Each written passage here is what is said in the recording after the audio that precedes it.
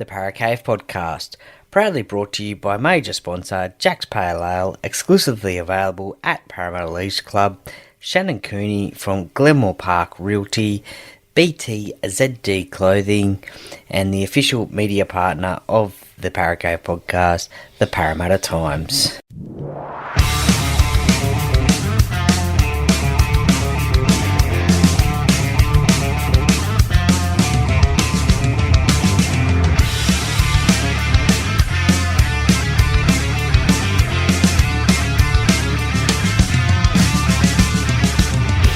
Welcome to another episode of the Paracave Podcast. And now over to your host, Troy Warner, broadcasting live from the world-famous Paracave. And yes, hello and welcome back to the Paracave Podcast. Troy Warner here, and it is the interview-based podcast today. And today, look, I've got a very special guest on the podcast. I love the way he played at the club that I love, the Parramatta Eels. And look, he could score a try, got the crowd excited every time he got the ball, I think.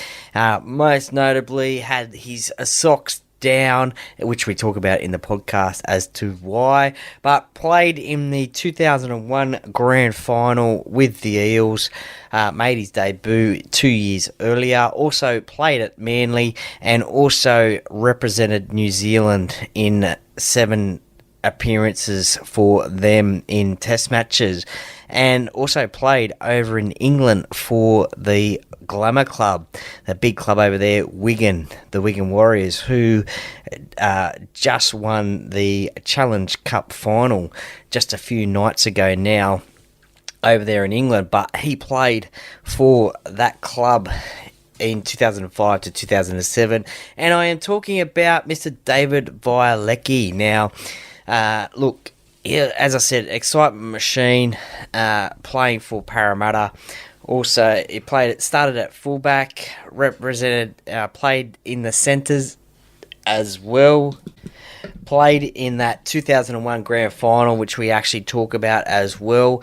And also holds the record for the quickest hat-trick scored in rugby league. Now, this was the game against Penrith, and it was at then Parramatta Stadium, and it was in 2002 against Penrith, right at the start of the year, and I think you can go onto YouTube and check out those tries, 3 tries, the fastest ever hat-trick in the NRL. So, look, it was a great chat with David. I really appreciate him coming on the Paracave Podcast and having a chat. Someone I haven't heard from in a long time, but in this chat, he talks a lot about Parramatta, so for you Parramatta fans, it's great stuff. So, as I said, I really appreciate it. I hope to catch up with David one day as well at a Parramatta reunion or something like that. So, thank you very much, David, for coming on the podcast. And, of course, this would not be at all possible without the sponsors of the podcast. Jack's Pale Ale, exclusively available at Parramatta Eels Club. Shannon Cooney from Glenmore Park Realty, BTZD Teamwear, the Parramatta Times, the official media partner of the Paracave Podcast, and also League Tees as well. And you'll be able to find the podcast on Apple and Spotify. So look, that is enough of me talking, and as one of David's former teammates says, get a beer, coffee, whatever you want. Sit back, relax, and enjoy, and let's get straight into it. And today on the podcast, I've got a very special guest joining me today who played at the club that I love, the Parramatta Eels, also represented New Zealand, and also played for Manly Sea Eagles as well. But I watched all of his career as well as playing over in England as well for the Wigan Warriors.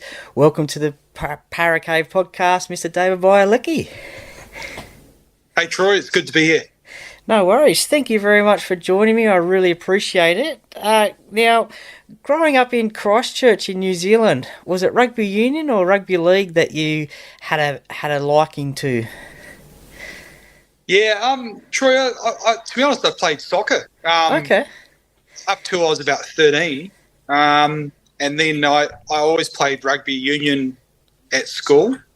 It wasn't until the Super League era where I think I had a few mates that were playing league, and the coach would pick me up from training, and then I switched over. Yeah, switched over when I was about 14, 15. So it was a late introduction to league, but I did love the game, and it was quite exciting in that time. Did you have a favourite team at all, or favourite players that you followed at all, despite that late switch? I was actually a big Manly fan. I think because there weren't many New Zealanders playing rugby league at the time, and watching Matthew Ridge and watching some of those, the Iros. So for me, I really followed, Manly, winning those premierships. So yeah, Manly was the team I followed, and then obviously the Warriors came into the comp, so that was quite, exciting to watch. Yeah. Yeah, no, I had Darryl Williams on the podcast a few months ago, and he was quite interesting to interview. And yeah, a couple of the Manly games were played in New Zealand in the 90s as well. Yeah, and I think it was like back then rugby union was still amateur, just turning professional, and you could. With rugby league, there was such an attraction to see these guys actually do it for a career and actually do it full time. And so the attraction to rugby league started to grow from that era where those players were playing professionally. And, I could see that as I had to choose between soccer and league. I probably, probably regret sometimes not pushing it all the way with soccer, but I was so lucky to have the career I had in league and to set myself up. Yeah. And then how did you get sighted over in New Zealand to sign with the Parramatta Eels? Who sighted you and how did you get there? So I was signed as I played for New Zealand in 16s, and I went to Australia and we toured around, and then we saw what it was like to play rugby league in Sydney.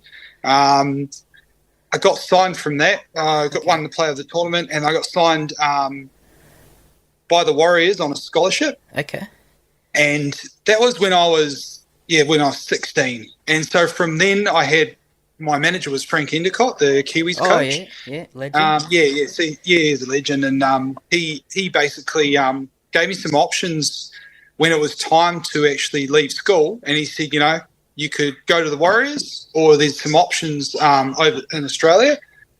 And after going to a few clubs and having a look, I went to Parramatta and it just blew me away. The professionalism of Parramatta back then, that was 98. How they looked after the players, and not just from first grade, from the jersey flag to reserve grade. The way they looked after their players was just unbelievable. And so Parramatta had that edge with just attracting people like me. It was like PJ Marsh, Eric Grove, Luke Burt, Jamie Lyon, all those kids. We all sort of played in the 19s, and I think we just all came from different areas, and we all obviously integrated into that team. And then was it difficult moving to another country being so young as a kid? Yeah, so I moved straight after school, so I was pretty young. I think I was 17. But Parramatta, once again, they had people looking after you, so they gave us an apartment. Yep. That we had support. They gave us a traineeship, so a bit of work to complement our training. So the way they did it was amazing, and I imagine they do it even better now. But we were basically supported from day one. Yeah. Ah, nice. Well, your first grade debut was against Canberra in round 16 in Canberra.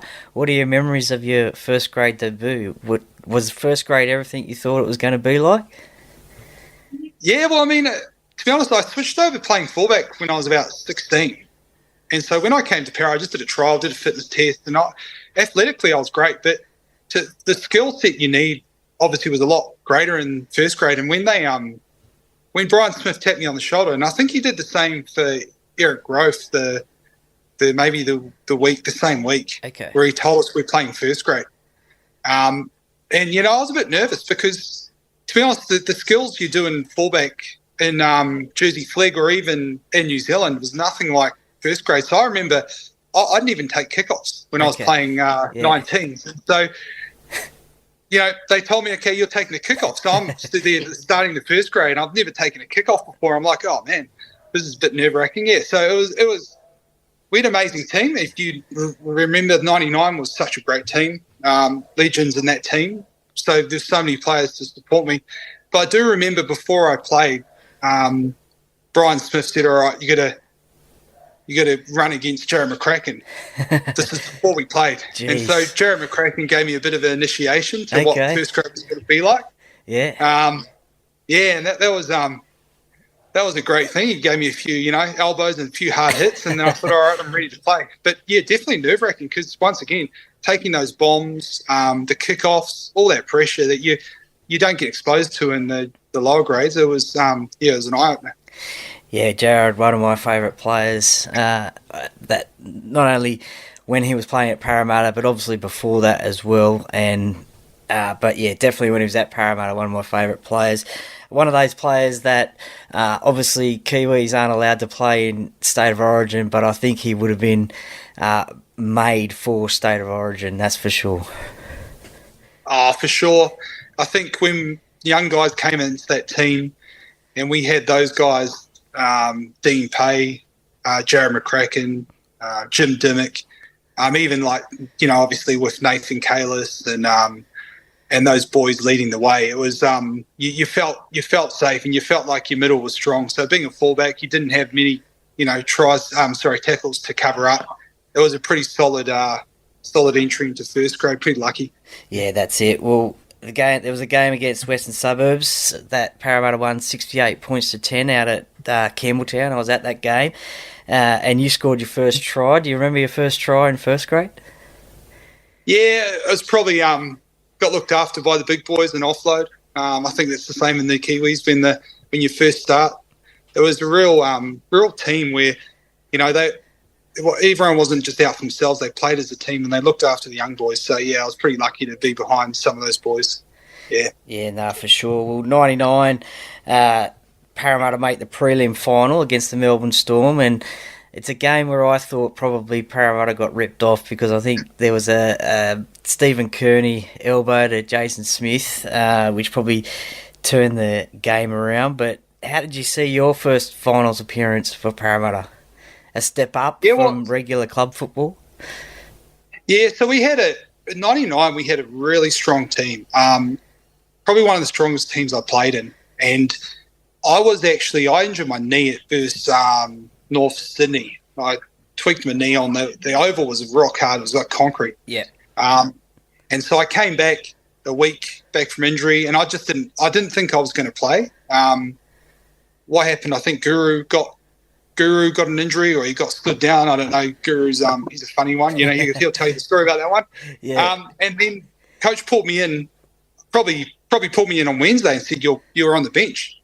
And so once again I was straight in there, and I just remember us being pretty dominant that whole game. Yeah. We had some chances at the end to ice the game off. But Melbourne just had that kind of year where they won it just right, a bit like the West Tigers. The momentum just was with Melbourne. Yeah. And by all means, it was one of those years where we really felt like we probably should have won the grand final. But it just happened in that semi-final where nothing really went to plan. We still had a chance to come back and win it at the end of the game. We just didn't do it. But it was a fast game. I definitely remember that. I was pulled into all different types of positions because we got a few injuries. I was playing wing and centre, once again, it was a tough game. But I one of those things where I remember that such a strong team we had, and we probably should have iced that. Yeah. Yeah, speaking to some of the players who played in 98, they've said that they should have won that game against Canterbury and gone on to, they would have beaten the Broncos in that grand final in 98. You're saying now the 99 was a strong team. Players from 2005 have said that was an even stronger team. They could have went on to win the grand final that year as well, but that didn't happen. 2000 rolls around, and halfway through the season you start to make the team regularly, and you mentioned they're playing fullback, but you played mostly at centre. What was your favourite position to play? I think the role of fullback started to change.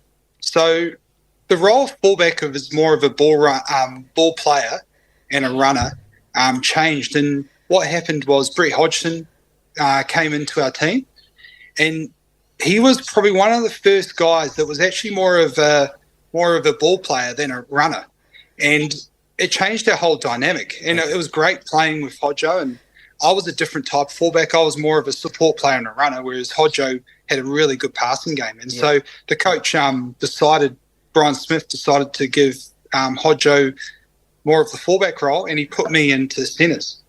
To be honest, I played centre when I was 13, 14, and I had to learn the centre position really quickly because he chucked me straight into first grade again, and you have to learn so many things in first grade, or even just in defensive line you have to learn. So I was a bit hot and cold at the start, and it's almost like me chucking someone into play AFL or rugby union and go have a game, because I was learning so quickly and had to learn so much. But it was exciting, and my body started to develop as 100 kilos, 100 plus. So I actually decided to, I really wanted to focus on centre.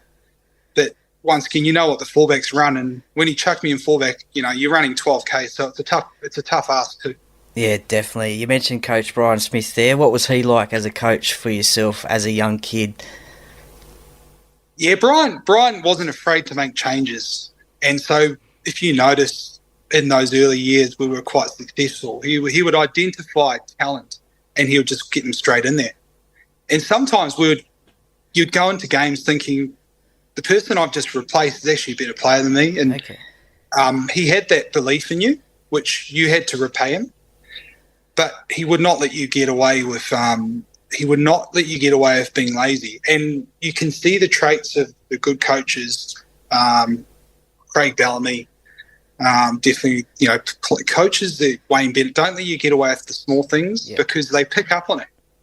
I had plenty of coaches throughout the career, but Brian was the one that you knew would be looking at you, and he would, if you knew you were being lazy, he would pick you up on that. And so that, for me, that taught you to do the small things. And I think the teams that do the small things right for each other and do the hard work, they tend to be more successful, Is there a Brian Smith go-to story? Is there a funny story that you could tell us about Brian one day? Well, they do call me Freshie. Okay. I don't know if you... How did that nickname come about? Well, I came from New Zealand, and there weren't many New Zealanders playing rugby league at the time. The Warriors brought in the Pacific Island influence. Obviously, we've over 50% of Pacific Islanders now are in the NRL. Yep. And I think the training methods are better, know how to treat each player individually, and that's why there is. But back then, there weren't many. And so I came over straight from New Zealand, 17, never been overseas or only once. And, I was a little bit, let's say, fresh off the boat. So, I think we went to Cypress Lakes. We opened the course, and I didn't know that the golf buggies had brakes. So it was brand new. The course was opened up, and basically I parked the buggy on a hill, got out, and then the buggy just went straight into the lake. It was brand new. Yeah. And so then, I obviously jumped in my undies, and of course I'm thinking that was okay, and pulled the buggy out, rolled it back in.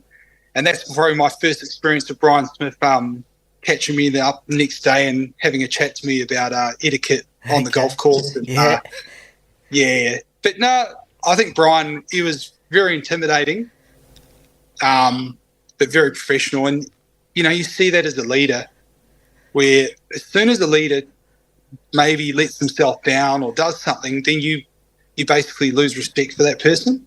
I don't think I've ever done that as Brian. I just wish he worked a bit less and, slept a bit more, because he put his heart and soul into that. And, sometimes you get worried about how much they do as coaches, how much they overwork. Yeah, true. So was he the one that obviously gave you the nickname Fresh? No. Jim Dimmock did. Okay. Because of that? Well, I think there was a few other instances which I can't go into because it's a podcast, but I've been known to ask silly questions, and you're young and yeah, that's it. Yeah. I think you're first on the podium with your Parramatta Eels polo dancing in the nightclubs, you know what I mean? And I think a whole bunch of us were thrusted into that spotlight at a young age. Okay. As I said, Luke Burt, Eric Grove, PJ Marsh, and we were all just suddenly playing 19s thinking, well, hopefully we'll, make reserve grade, and then we're thrust into first grade. Yeah, no, nice. Jim Dimmick, another one of my favourite players. Now, another prelim final loss to Brisbane, so that was 2 years in a row. How frustrating was that to lose 2 prelims in a row? For Parramatta, it was 3. I think the Melbourne Storm game, we really believed we could have won that. We beat them previously before. I remember, Brett Kamali sending huge spiral bombs and obviously having to just negotiate that. But, apart from that, our forwards were more dominant. Our backs were really dominant. But this Brisbane game, this was a good team. If you look at that team, you got Wendell Saylor, Louis Takeri, Darren Lockyer, fullbacks. You got Webke, Sinavasiva, Brad Thorne. I think he ran over me in centre. I was a bit gutted about that. And it was an amazing team. Probably one of the better Brisbane teams. So we were a pretty young team. By that time, I think Jamie Lyon was starting, Pat Richards, obviously Jason Moody, Luke Burt in the backs, Brett Hodgson, myself. So we're a young team thinking, okay, we did pretty well to make the semi. Yeah. We beat the Roosters at the start, and that was a pretty big thing. But we did pretty well to make the semi, and we actually had a chance. That team was getting a bit gassed, and we had a chance. Our momentum started to come. We started to get them. The difference was, I think back then it was unlimited interchange. And so their team, they would just, bring the big boppers on and just interchange and roll. Yeah. Whereas nowadays, Parramatta Eels 2000 would have been really good because it was young, athletic, mobile. Players like Hindy would just go all day, and he was like the modern day player now that you see in the second rows. But back then, it was like tackling, 120 kilos just coming constantly. Yeah. So I don't know if you remember that game, but it was a, we came back in the end and we nearly had it, but then we just lapsed at the end. Yeah, 16-10, I think it ended up being, but no doubt a highlight during that year was representing the Kiwis at the 2000 World Cup. And you scored 2 tries against the Cook Islands in your debut game. Yeah, I was pretty lucky. Stephen Kearney, I think, gave me those, So, once again, it was all thrust upon me pretty early. And, for me playing in the centre role, I've only played a couple of years at centre, coming from fullback where you never have to defend or even be in the line or chase kicks. You do a total different role. It's like playing different sport, playing fullback to centre. So, yeah, it was a privilege, and I was lucky to be there. And we ended up, I think, getting into the final versus Australia, but unfortunately we lost that. But Australia was a great team, but it was a good experience to be around the boys, and there was some legends in that team. Yeah. Well, not only in the team, but coached by Kiwi legend Gary Freeman. What was that like? Gary Freeman, as a coach. As a coach. Excellent. Gary Freeman, I didn't really realise how much of a legend he was. I followed mostly Manly, but he was such a good guy in terms of being able to manage different players, because in a footy team, I don't know if you realise how hard it would be, but you got all these different personalities. Yeah, for sure. And Gary Freeman, at the end of the year, he would make life pretty easy going for us boys. We had a lot of freedom. We could obviously we trained hard and worked hard, but he made us. It was a long season, and we had a lot of fun on the Kiwi trips. I remember, Gary, you wouldn't go to a pub without having unlimited bar tab, and the boys tended to celebrate quite a lot. But it was all in, we were all well behaved, but he just made it fun, and I really like Gary Freeman in terms of his coaching, but he wasn't afraid to make changes and do things which were out of the ordinary. I just think you're going up against an Australian team that was Stacked. That was stacked, and it was the era where Andrew Johns was dominating, Darren Lockett, Brad Fittler. Brad Fittler, and so they had a great team. Yeah. Is Gary Freeman where you got the socks down playing from, or is that just something that just happened during the game? Because you're quite well known for the socks down. Yeah, so I think Frank Endicott coached that first tour. So Gary Freeman did the second tour that we did. Frank Endicott did the thing. But yes, I remember Gary Freeman wearing his socks down. I just didn't like the feeling, to be honest. And so to be honest, I just didn't like the feeling. And I just thought, I was a bit more Matthew Ridge. I let Matthew Ridge wear his socks down. I kind of like that. Okay. Look. Yeah. But I definitely had the coloured boots too. I think that's my only claim to fame, mate, in the coloured boots, because none of the boots would fit me. So I had to go to Asics and say, listen, you got to give me boots. And they end up giving me like these green boots. Yeah. And they're like size 13. So 14s. So they actually fit really nice. And, back then I had to wear the coloured boots, socks down, only because I couldn't find any. And then when it came to wearing black again, I was like, I don't like the look. And Oh, so you're the instigator, the trendsetter of coloured boots in the NRL then? Well, no, I don't think I was, because I think there's a few boys before me and had some shockers. I remember my boots being on Daily Telegraph for the grand final and like trying to give me a bit of a curse. But no, I definitely did like the coloured boots, and I think nowadays the boys don't wear black anymore. You only got a few. No, that's it. Well, let's get to 2001, and before we get to the grand final, was that the most enjoyable season that you played in the NRL? Because the team looked like they were having fun, scoring all sorts of great tries and points and winning games. Yeah, I definitely think it was we would go out there sometimes without a game plan because the coach knew we were just on fire. Okay. And so sometimes the coach would even just take a player off during the game and say, you guys are playing with 12 players. Because, really? Yeah, definitely. Wow. Brian Smith would like to test us with that sort of stuff. So we were pretty confident. I think at the start of the year, we're trying to find our feet. And no year was easy for me, because I had to always keep learning in centre. Defensively, I had to keep learning because I was making errors, just not playing the game and not understanding what a centre is. And when you go against, great centres, you've really got to concentrate. But the team itself, we got really confident because we knew our role, and we had players that, I'd say in there for the backs like Hodgson, Butner, Taylor, our halves. They were so unselfish. They would recognise their roles, and they would give it me and Jamie Lyon early ball. And they would give the second rowers early ball because they knew Hindy, runs good lines, and Daniel Wagon, another great player that played really well in 2001. And so they understood their roles. They weren't selfish, and I think that helped our players where we knew what everyone was doing. And so from that, you had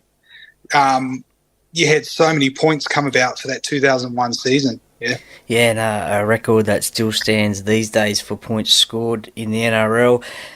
Before the grand final, you had to play Brisbane again in the prelim final. Were you more confident that you're going to win that game, having learnt from the previous year?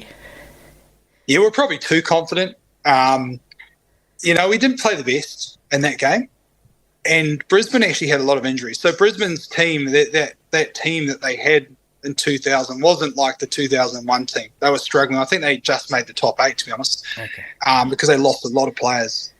So to be honest, it was that wasn't as much of a challenge for us. But the challenge was us to actually get up and actually play to our best. And so, we got through that game. I'd say we just got through it.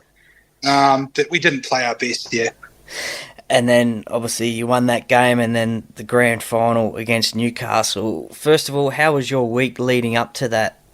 Was it everything you thought it was? Was it too busy? Was it did you learn from that week afterwards? Yeah, I don't know. On reflection, you can always go, oh, yeah, we shouldn't have gone away, or we should have stick to the same sort of routine. Generally, your players prep the same way. So we all prep the same way before a game, and that's usually coming from 3 days out. You try to have a similar routine. Yep. So we kind of had that. But the grand final involves more media commitments, the breakfast, and which every player's faced with. I wouldn't look back and say, oh, we stuffed up and we should have done things better.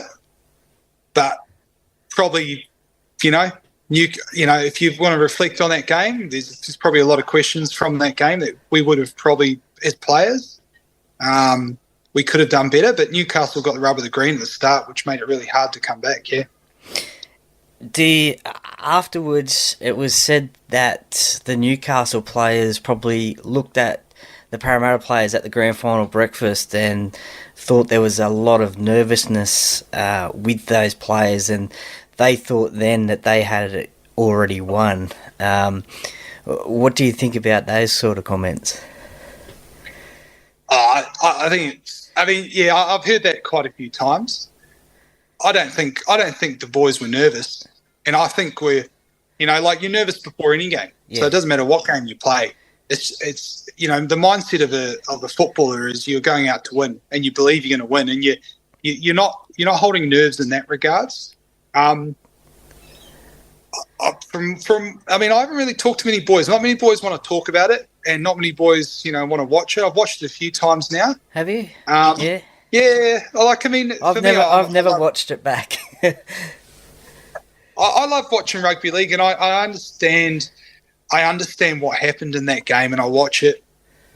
If you look at it, there was 3 or 4 errors that we did that they capitalised on, which really unusual for us to make those errors. And I don't know if that was nervousness, that was just some bad choices. And at the start of the game, there was a couple of instances we had opportunities that we could have taken. Yep. I remember there was one opportunity where right at the start, I got past the ball.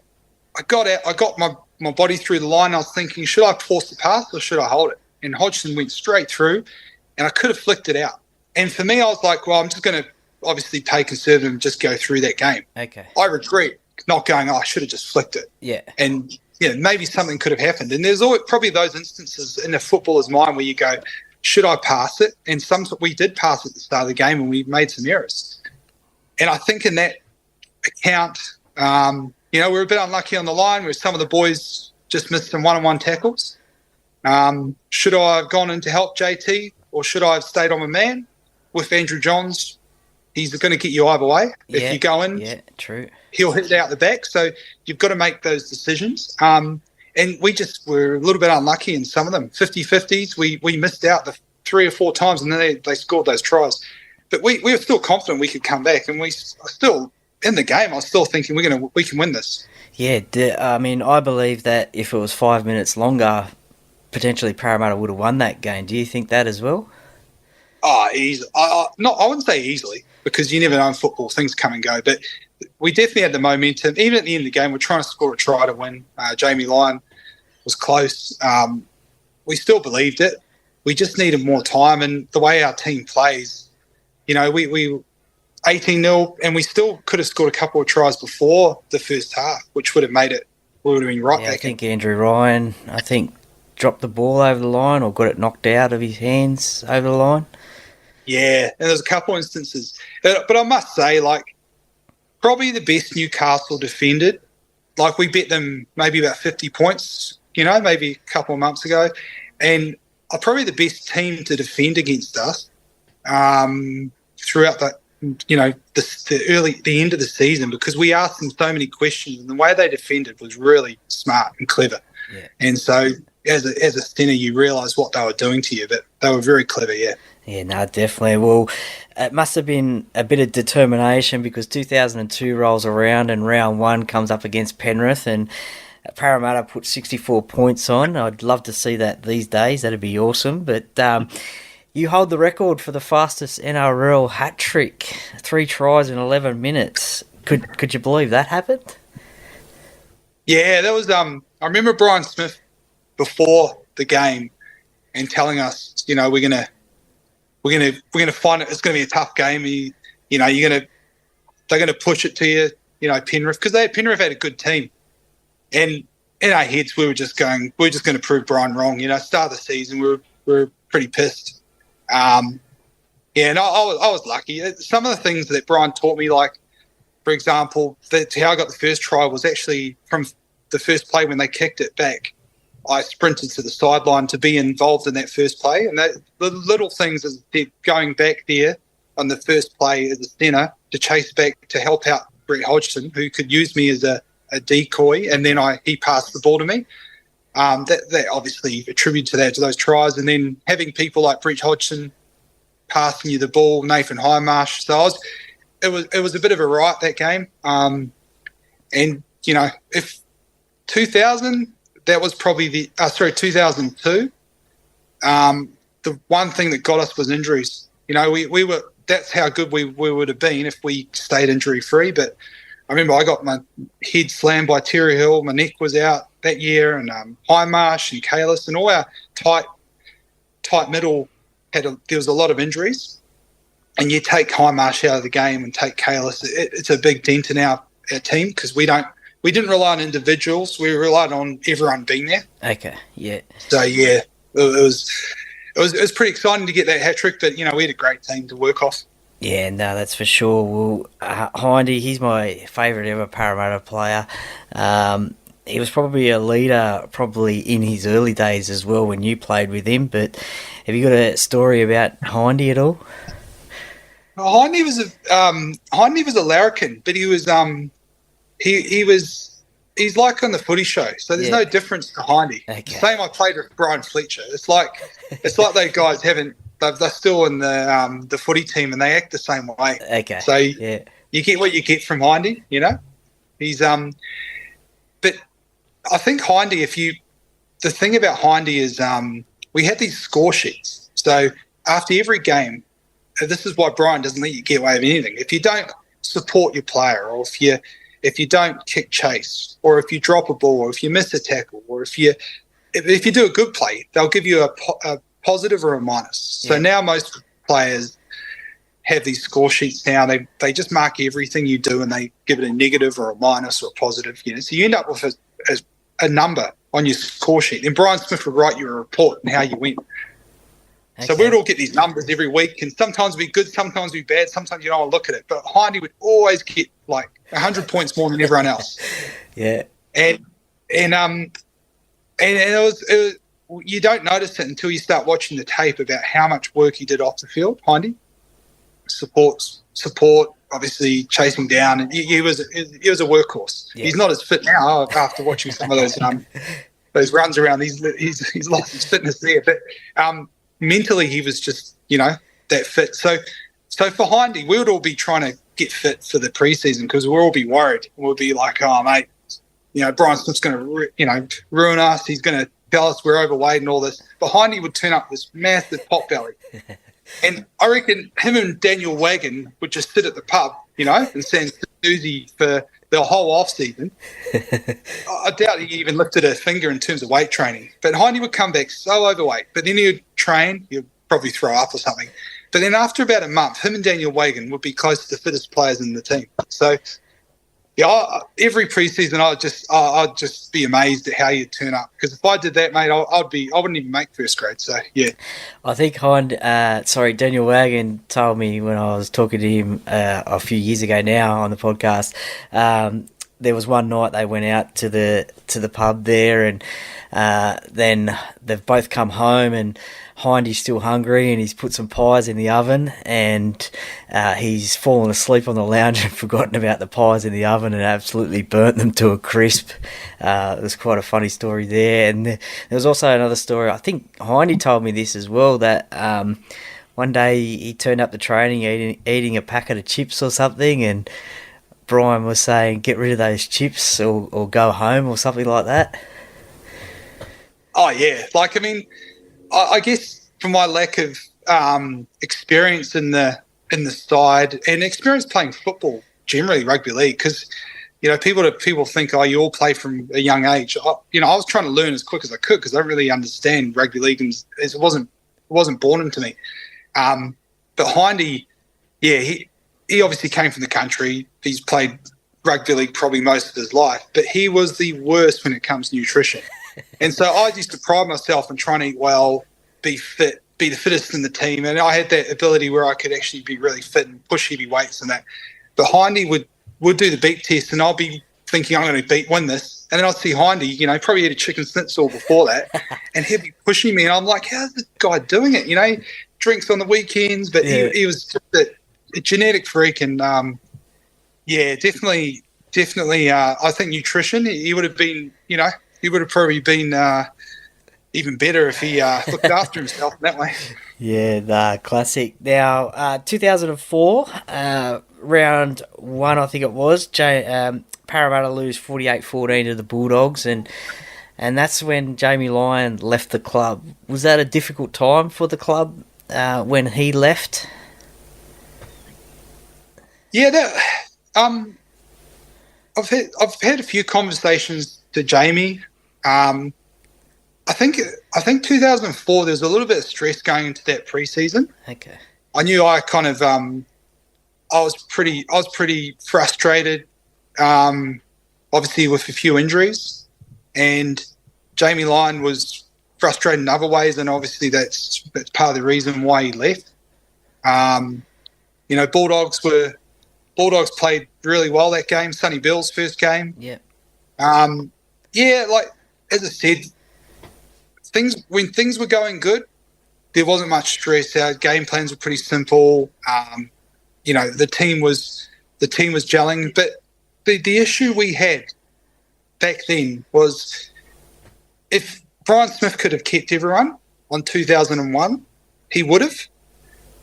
There was no reason to let go of players that that were doing well at the club. Brad Drew. We lost Jason Taylor, but we still had, if you think about it, there were players, Andrew Ryan, that had to go because of salary cap. The salary cap, Brett Hodgson, salary cap, Dave Solomona. There's so many good players that left our club that actually gelled the team because of the salary cap, because the salary cap was so low. Yeah.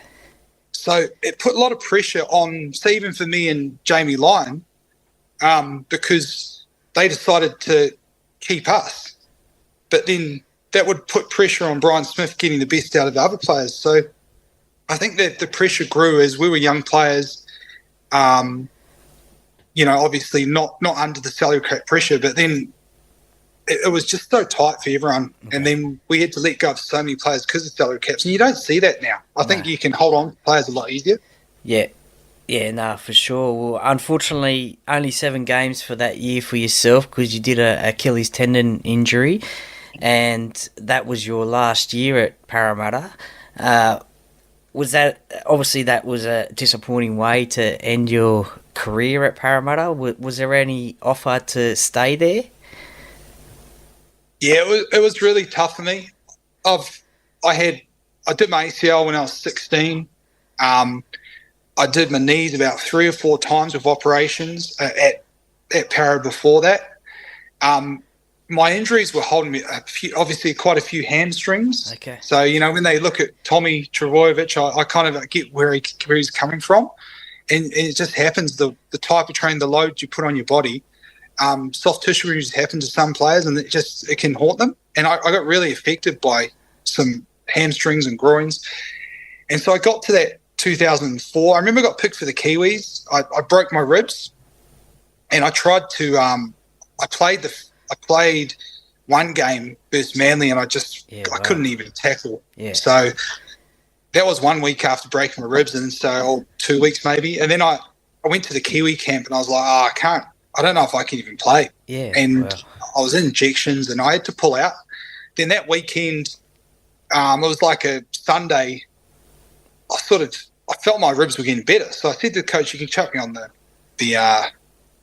bench, and I'll try and do my best." So he put me on the bench, and then sure enough, I got out there probably about 3 or 4 minutes, golden point, and I turned around and I snapped my Achilles. Yeah, wow. And so I remember Nigel Vangana just looking at me when I was lying on the ground, and he just ran through, and I remember the doctor coming up swearing at me because I think he told me to get up, didn't know I snapped my Achilles. Yeah, okay, yeah. He thought it was your ribs. Yeah, he thought it was my ribs. I had another, and basically what happened is Gasnier decided not to go to Wigan. I was looking at my options because I had another year. Okay. With one more year of Para. But then Wigan offered me Gasnier's old deal, which was pretty good. Yeah. If we can imagine. And that would have basically set me up. Okay. And it was a tough decision. I guess I wasn't unhappy at Para. I loved Para, but I couldn't see myself going to another NRL club at that time. I didn't want to play for any other club. And I figured, back then the Super League, the exchange rate was amazing. What they offer you is amazing. Different now because the salary cap's so obviously limited back then. Yeah. So I had to make that decision. Do I take that 3-year deal at Wigan, or do I chance myself for the following year? Knowing that I was coming off so many injuries plus the Achilles, I wasn't super confident I would have lost my speed, which I did lose my speed, yeah. Speaking of Wigan, what was it like to play at such a, I guess you could say, glamorous club, a very traditional club, well-known club in England? I think they're champions at the moment of the Super League. They beat Penrith earlier this year in the World Club Challenge. But what was your experiences like playing over in Wigan? Yeah, it was. Once again, they are a champion club. They're an amazing club. But you come from Parramatta, and Parramatta, they don't talk about it probably as much, but Parramatta was amazing too. There's nothing.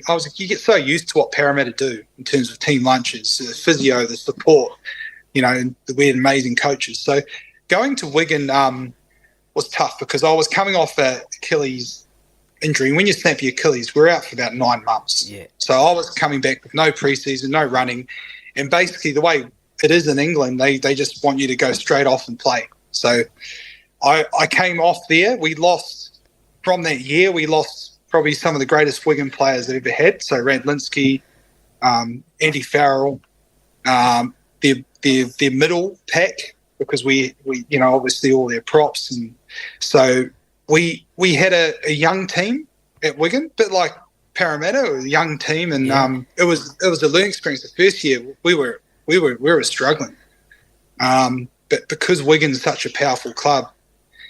We could, if we were struggling, we could replace players. So players were getting replaced left, right, and centre. Okay, they were buying up players, and they were going, well, if you're not going to perform, we'll just move you. So players were getting moved to other clubs, and I was just blown away. I was like, mate, this is cutthroat, because that Para, they'll try and develop you or try and help you and fix your.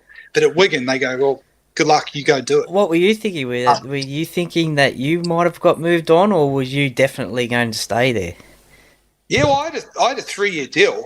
At the start, we were losing, but I was scoring a lot of tries. But because of my Achilles was injured, I couldn't do the small things. So I wasn't like leading the hit-ups in centre. I wasn't doing the small things at centre, which I like to pride myself on. I was thinking, because our coach got sacked. I think we went through we got through 2 coaches in 2 years, yeah. Our coach got sacked halfway through, and I was like, this is the guy, Dennis Betts. He was a good coach. Yeah. But, this is the guy I signed up to be with. So, as a player, you do worry, and I thought I'd get the knock on the door, but, luckily, probably my contract was too big to pay me out, so they probably didn't want to pay me out. Yeah, that's fair enough. Yeah, so anyway, it rolled in. It rolled into, some better years after that. How did you find the English crowds compared to Australian crowds?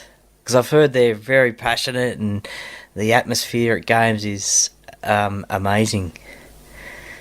Yeah, it is amazing. You can't hear. So the difference is when you play the big games over there. I remember one of the biggest games was our Challenge Cup.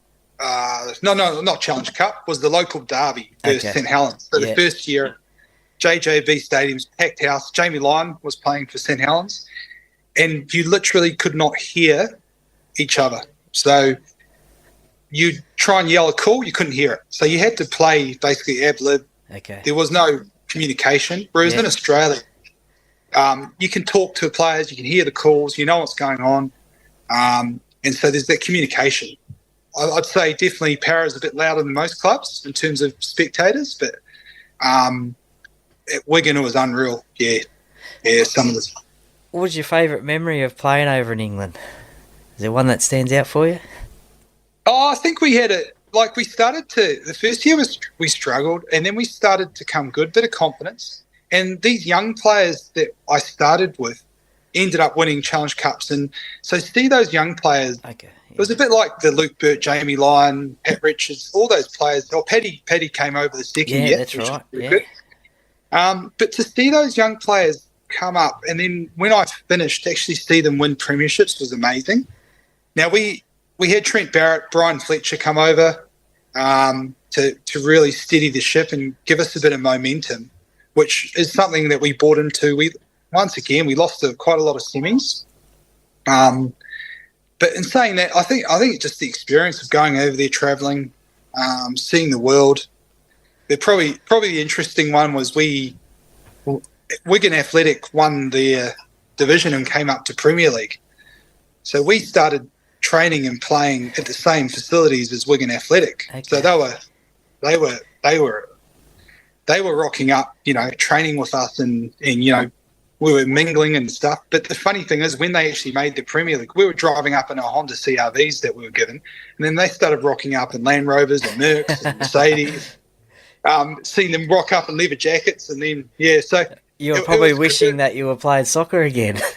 Yeah, in some ways, and especially the way they trained. Like, to be a rugby league player, this is an experience. Like, it's like playing under fatigue and then bashing each other the whole time for 80 minutes, and then you got to do it the next week, and then the next week, and the next week. And in England, it's snowing half the time. It's freezing cold, and it's a hard footy.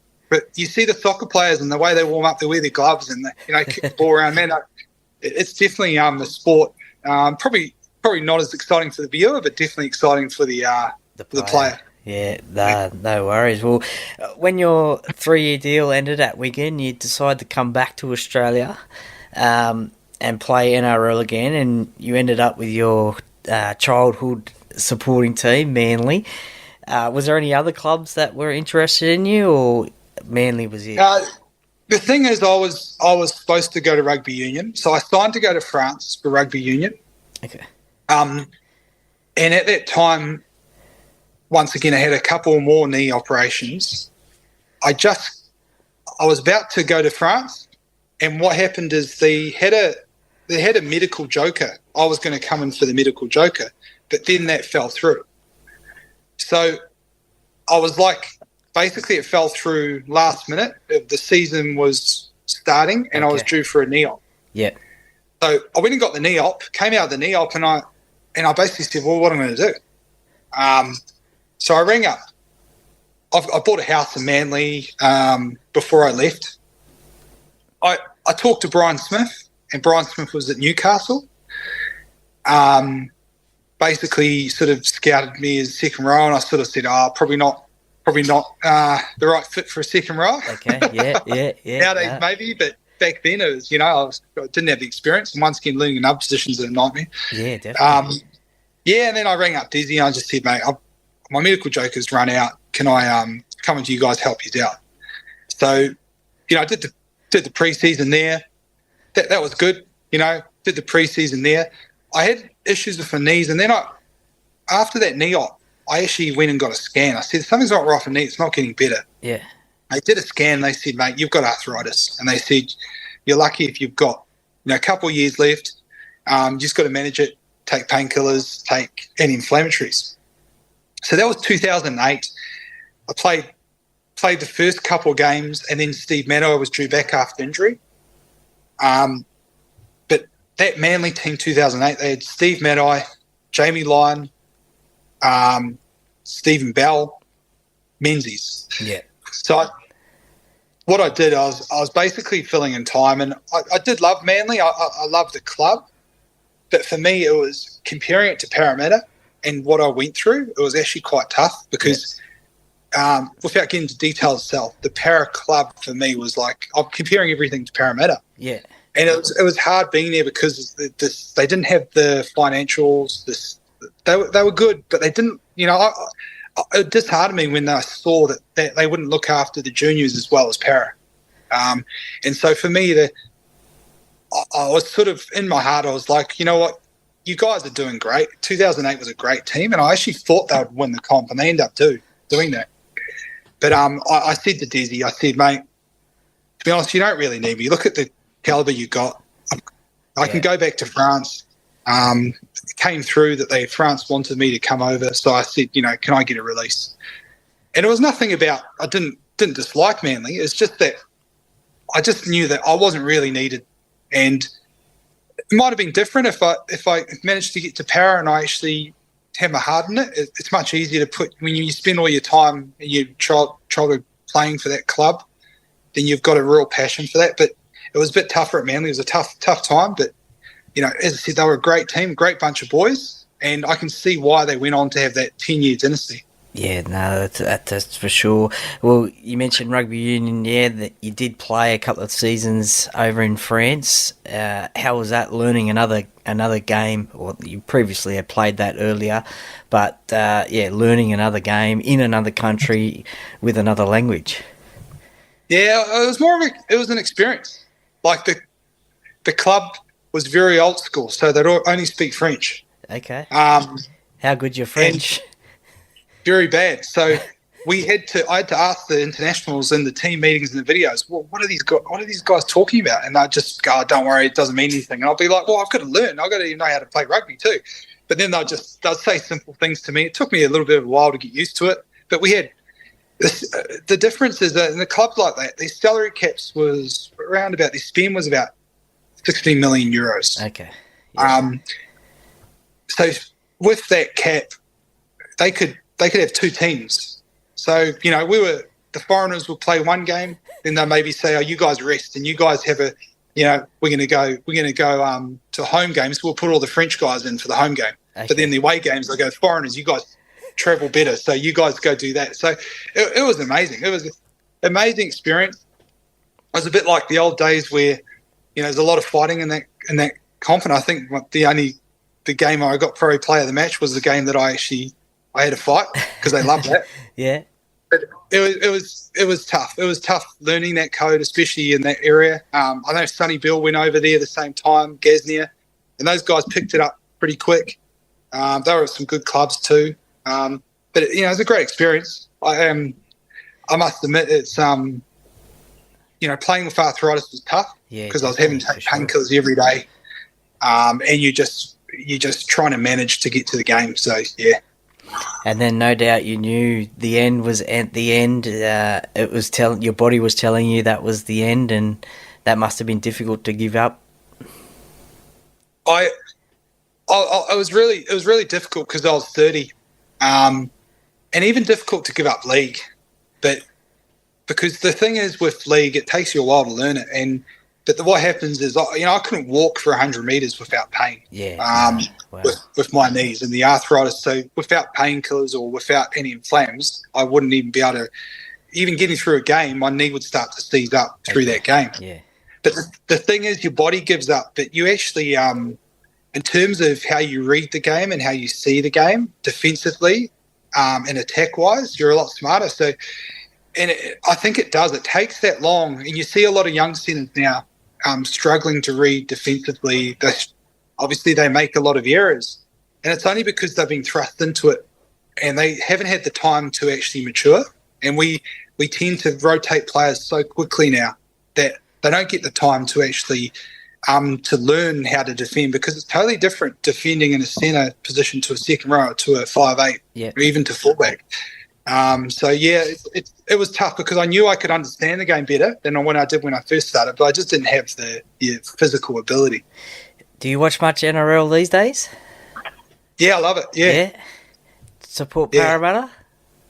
Oh, of course. I mean, I go to a few games, and I go to especially when they play Manly. So I like that. I like that rivalry. I go to the games, but I'm also that kind of player that prefers to be sort of out of the limelight and just observe. And every year's been tough. I think there's been some good times and there's been some hard times, but yeah. What do you think of Parramatta Eels centre Will Penasini? Yeah, I think Will's exciting. Yeah, and I think we need as a team, if they work together and they keep playing together. And once again, it's not necessarily, you see these instances where Will Penasini, I think, one of the more experienced players, but you see players where they make mistakes, and sometimes it's not the player making the mistake, it's sometimes the players around them helping them. Okay. And I noticed in the good teams that I've played with at Parramatta, you're defending next to Nathan, he's telling you who he's got, what he's going to do. And then you're telling the winger, okay, this is what you're doing. There's no indecision. Sometimes I see our players, I think we can play better as a team and communicate better defensively. Okay, definitely. But attacking-wise, mate, it's pretty amazing what they're doing, eh? And you could just see it last week, how good they can be as a unit if they play together. Yeah, no, definitely. Outside of rugby league, what is keeping you busy these days? Oh, when I retired, I got offered to run a gymnasium. Okay. And, yeah, so basically we work not-for-profit, so we give our proceeds to charity. Okay, so nice. They asked me if they want – there was an empty hall in the church, a big basketball gymnasium. They said, do you want to set something up? So, yeah, I set up a gym. And, yeah, from there I've got a boxing gym in Manly, a yoga studio in Manly, and also in Warriewood, got the big gym here. So it's been going good. Oh, nice. Rewarding. And give it a shout out. Yeah, so neighbourhood fitness, and there's neighbourhood boxing in Manly too. Yeah, neighbourhood yoga. So yeah, you're welcome to come along and see what we do. And yeah, nice. Going up against Shannon Nevin, who's got a gym somewhere on the Northern Beaches as well. Yeah, and I think Jason Deef's around the corner. Yeah, I think it's pretty natural for us footballers to do something with people and do what we know. And I was pretty lucky to have trainers like Hayden Knowles, amazing, Craig Cataract. Yeah, you learn a lot off them, and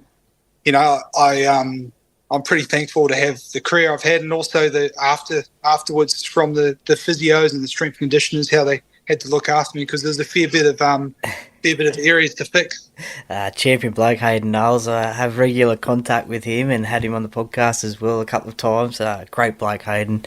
I wish he was back at Parramatta and not at the Roosters, unfortunately. But time for some common league questions. Do you have a favourite game that stands out during your career? One that stands out? One that you think, oh, geez, I really just love that game? Yeah, I mean, obviously the one where I scored the hat-trick, because that's the only one I can tell my kids what I did in the NRL, because that's my only claim to fame. Yeah, so I did love that game. But it's hard to come up with one. Generally, when we were away and we could go out and have a bit of a party afterwards, that was always good. But I guess in those early years where you're worried about dropping the ball or dropping a kick. I pride myself on not making too many errors at fullback. So probably those early years where like players like Andrew Johns will be just, bombing torpedoes and Freddie Fittler. So probably those early games, but nothing really to mention. Yeah. Now probably surviving. Yeah, no, that's true. Now, other than Parramatta Stadium, did you have a favourite ground that you used to love playing at? I had grounds I didn't like playing at. Yeah? Well, yeah. What are those ones? Which ones didn't you like playing at? Probably the ANZ one with the Bulldogs. Yeah, probably that one. I did. Yeah. Well, you don't just it lacked a bit of atmosphere, didn't it? With the you want to hear the crowd, and I think playing at Para, you can hear the crowd. And that was pretty amazing. Even if we didn't have a full stadium, sometimes we only had 10,000, but you could hear the chants, and it would lift our game. Other than that, JJB and Wigan was pretty special. Yeah, Nice. heated ground, and also the fans were amazing. Yeah, nice. Who in the sheds before a game had a strange warm up, and you thought, "What's going on there? What are they doing?" Well, Hindy would vomit, Yeah. which was interesting. I would be the kind. There was a few of us boys that would just chill out and close our eyes and relax, whereas a lot of the boys would just go and watch the game before. Okay. I always found Hindy's interesting because he always acted the most nervous, but he would always play the best, which was unusual. I'd say Nathan Kalis had the aggressive kind of come with me warm up, which before the sheds was always inspiring to hang around players that you knew were up for the game, and they would put their heart and mind into it. Yeah, so I tended to stay away from some players like Michael Vella, because Michael Vella would be totally distracting and he'd be cracking jokes, and so I think everyone's warm up was unique and different, but definitely I'll probably be around the players that were a bit more mellow and just be calm. Yeah. Nice. Is there a player that you wanted to have the opportunity to play with but never got the opportunity? I would say I played with a lot of good players. As a centre, you want to play with halfbacks that give you early ball and good ball. And Andrew Johns, I had to defend a lot against Andrew Johns, and he was the type of half that would always ask the centre questions. So you could never relax. Whereas you could read a game, you could see some halfbacks and you go, he's not going to pass it, or he's not going to give him an out ball, or he's not going to test you there, and you could just kind of stay relaxed and composed. But if I played with Andrew Johns, I would have loved to. I guess all good centres want to play for good half, and he would have been the one to be really excited to play with. Yeah, nice. If you didn't go down the rugby league path, what do you think you would have ended up doing as a career? Would you have stuck with the soccer or potentially rugby union, or something completely different? Yeah, I mean, I love soccer only because I played it since I was like 4, and then I read the game like soccer. So it's a different way of when you look and read sports, the way you see things. And I saw a lot of it in soccer, and I loved it when we would play soccer games and get coached in soccer. So that was my sport that came natural to me. Whereas some sports, you guys will know, you do it when you're a kid, it comes natural to you. Yeah. And then I had to learn rugby league, which I made it. It took me a while, but I got there. Yeah. So I would have loved to have a crack at soccer and see how far I would have got. But as I said, I'm pretty blessed to be able to have the friends I have, and also the experience I had to play in this amazing game and crazy tough game, really. Yeah, that's it. Well, time for the quick top 10, and it's basically sort of a yes/no answer. You can elaborate on it, and maybe being a gym person, some of these questions might be a bit strange for yourself. Barbecue or tomato sauce? Barbecue. And just a side question to that one, where do you keep the sauce? Fridge. Okay, yeah. On a plane, do you prefer the window seat or the aisle seat? Window. Nice. Pineapple on pizza, yes or no? Yes. Are you a tea or coffee man? Coffee. Nice. Arnold Schwarzenegger or Sylvester Stallone? Definitely Arnie Schwarzenegger. Yeah. The legend, and also, the achievements he's done. Yeah, nice. McDonald's or KFC? Well, I would say, definitely KFC. Yeah. Yeah. Just a quick little side question to that. Did you have a post-game meal that you used to have after every game, that win or lose? Yeah, well, we definitely used to celebrate by eating as much food as we could, because I was very much pretty regimented. the only way I'd have to, I believe the only way I could have actually made it to first grade was just having such a discipline, because I had to be super fit and super strong to make up for my lack of learning and lack of skill in rugby league until I grasped the sport. So I put a massive emphasis. So what I did afterwards, though, I just went to the supermarket and bought as much food as possible, loaded it up. The boys would get our guitars, we'd go have a few beers and just chill out, yeah. Nice. Morning or night person?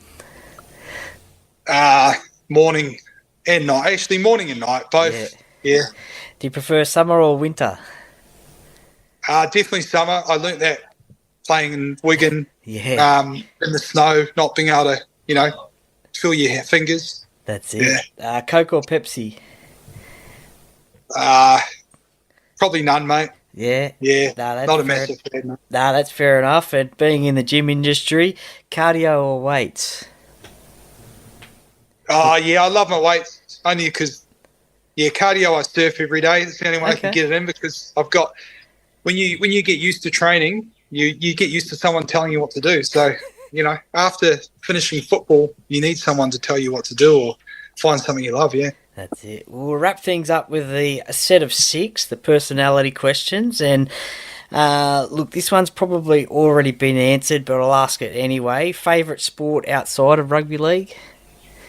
So my favourite sport to watch is cricket. Okay, yeah.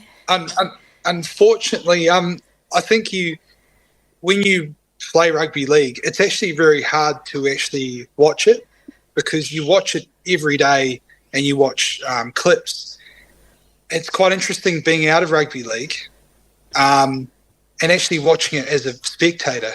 And so now I listen to the commentary. For 10 years, I didn't listen to anyone commentating the game. Okay. Now I listen to the commentary and understand, obviously, the spectator side. Yeah. And it's really interesting. I reckon it's amazing. And, obviously I love cricket because it's New Zealand versus Australia, and sometimes New Zealand might win. But rugby league is another one where I love the drama and the contest. It's not always accurate, and it's probably not always correct, but it's such a good spectator sport. Yeah. Who's your favourite NRL commentator? Oh, favourite NRL commentator. I think the smarter commentators, from my point of view, and I don't like to say it's the halfbacks. So, listening to Cooper Cronk, Andrew Johns. Okay. Yeah. Definitely, I think they show the true insight to a football coach and how they break down a game. But to break down a game, it takes about 4 hours to watch. So they got to do it quickly. Yeah, so they do it well. Favourite holiday destination? Probably Bali, surfing, mate. Yeah. I've found something I can do without having to run, yeah. Yeah, nice. Who would be the most famous person you would love to meet and have a chat with, either dead or alive? Probably Jesus, to tell me if I'm doing the right thing, yeah. Yeah. Definitely. Get some good positive feedback. Nice. Well, positive or negative. It could be negative, yeah. Yeah, true. You probably mentioned one before, but which 3 former teammates do you think you wouldn't want to be on a deserted island with, and why? Mate, Michael Vaealiki, because I've got to name the Parramatta player first. he actually calmed down as he got older, so you won't see the real Michael Vaealiki. But when he was young, man, I think he had too much testosterone. But yeah, Michael Vaealiki, I would say, I'd have to say Brian Fletcher. Yeah. Because playing at Wigan, yeah, 1 year was enough, let alone 8 years. But that guy can talk, and he's a funny dude. But mate, he can talk, eh? Last one. Don't know. One of the boys that eats too much, probably they'd take all the food, wouldn't they? Well, yeah. Dave Solomona, yeah. Yeah. He'd probably eat you too. Nah, he's a good guy, Solomona. Nah, he is. I had him one on of there. the best players there. Yeah. Yeah, no, I had a chat with him not so long ago as well. Some great answers there. I'd love to get Fletch on the podcast for a chat. That'd be so funny and interesting. What's your specialty dish in the kitchen or on the barbecue? Yeah, I'm not the best at cooking. Neither am I. Don't worry. Oh, yeah. What was the question, mate? What's your specialty? So what do you go to? What can you whip up? Oh, a good smoothie. Yeah. Make a good smoothie. I wouldn't say barbecue, but I can make a good smoothie. I can cook steak, but I guess footballers, we have so much downtime that over the time you learn how to cook. Okay. But the problem is when you retire, you have to learn to, obviously work. So we tend to work more now. My wife would say I'm not a great cook, but when I was playing footy, I was a good cook because I had all the time in the world. Yeah, that's it. Well, don't worry, I'm not the best cook either. I'm just a bacon and egg guy, or sausages and steak as well. So, favourite musician or band to listen to? Gee. Well, yeah, that's a hard one. Probably Ben Harper, something chilled. Yeah. We have a lot of uptime and a lot of adrenaline, so I just listen to gym music all the time. So, yeah, having something chilled is good. Yeah. What's the best pump-up gym song to get you going? A bit of, I don't know, maybe a Vinci or some of my kids' playlists. Yeah. I try not to take their limelight now, so I just let them choose a lot of the playlists. Yeah. Okay. Nice. Well, David Vaealiki, thank you very much for joining me today on the Parrot Cave podcast. Look, I've thoroughly enjoyed this. We've gone well over time, but I've really enjoyed the chat, and a player that played at the club that I love, Parramatta Eels, and I hope one day we can catch up and say good day. So thank you for coming on the podcast today. Yeah, cheers, guys. And I'd just like to say, obviously, we had some amazing fans, and throughout the years, I think there was over about 7 years, it was pretty special to have the Para fans and the dedication they would give you. That's one thing you do miss as a player. You miss the fans, and you regret too. Maybe there's some of the times where you could have spent more time with you guys and give you more, obviously, more time. But I think it's amazing how the club's obviously doing what they do, and hopefully we get a win soon. We'll all be celebrating together. Absolutely. Thanks, David. Thanks, mate. And welcome back, and thank you very much for listening to David and his rugby league story and life story. As I said before, I really appreciate him coming on the podcast and having a chat. It certainly does sound like he is doing well for himself these days over there on the northern beaches of Sydney with his gym.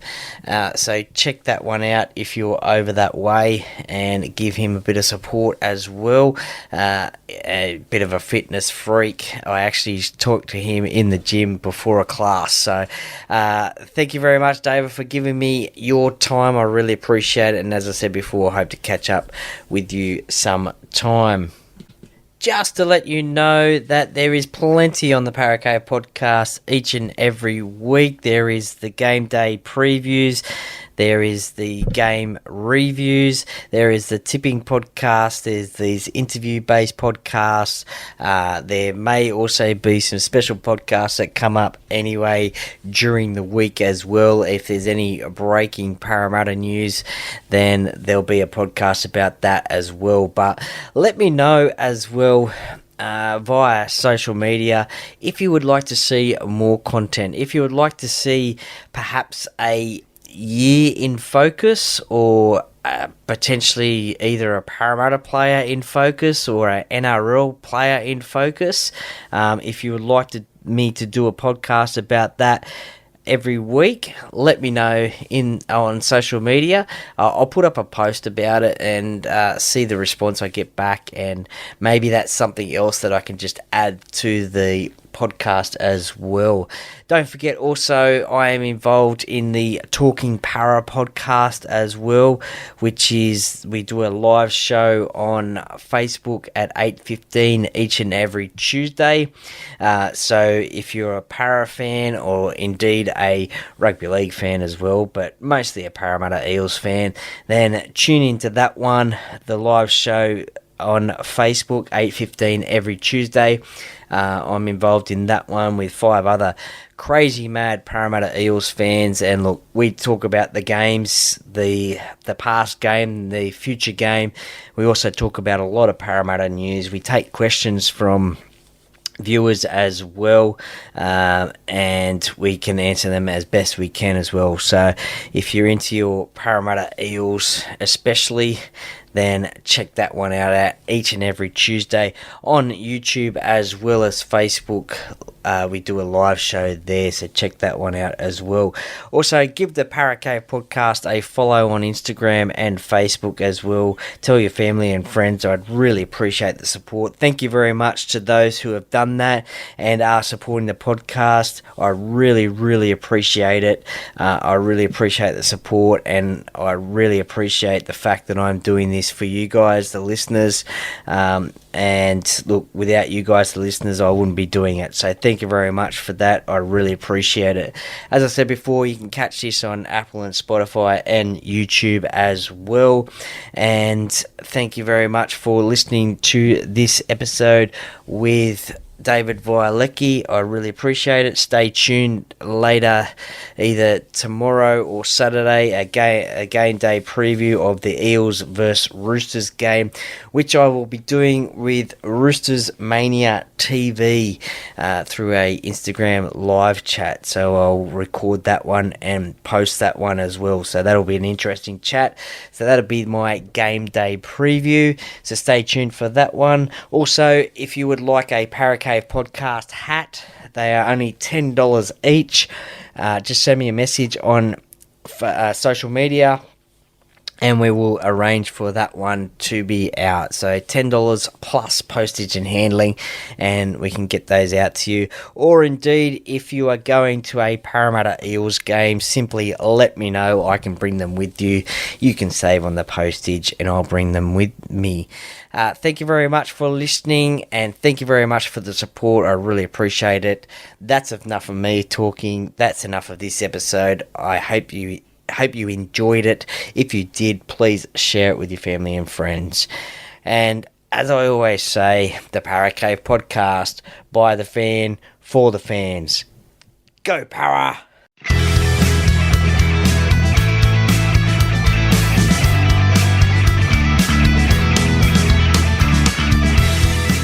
Thank you for listening to another episode of the Parracave podcast. See you next time.